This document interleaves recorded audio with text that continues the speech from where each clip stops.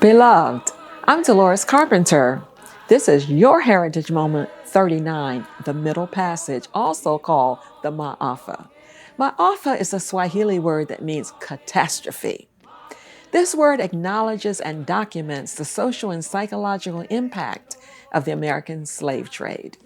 According to Ahmed Francis in The Black Triangle, the American slave trade meant the elimination of at least 60 million Africans from their native lands. The whole continent was affected. According to Albert J. Robitaille in Canaan Land, A Religious History of African Americans, approximately 10 to 12 million Americans survived the misery of the Middle Passage to the Western Hemisphere over a period of 3.5 centuries. In the Middle Passage from Africa to the New World, they traveled cramped in spaces too small for them to even turn. This means that 48 to 50 million people died in the Middle Passage. Today, as you enter, you're asked to sail a vessel across the water to experience both the times of freedom for Africans as well as the conditions of the slave trade.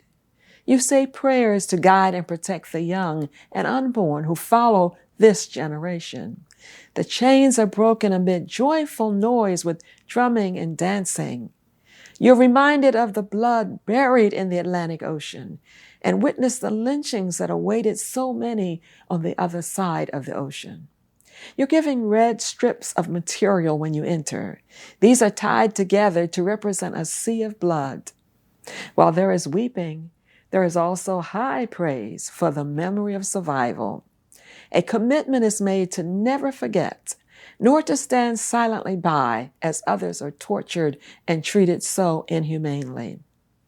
African Americans are a noble people, anointed by God to be enlightened to our history and to enlighten others. Remember, don't worship without your heritage moment.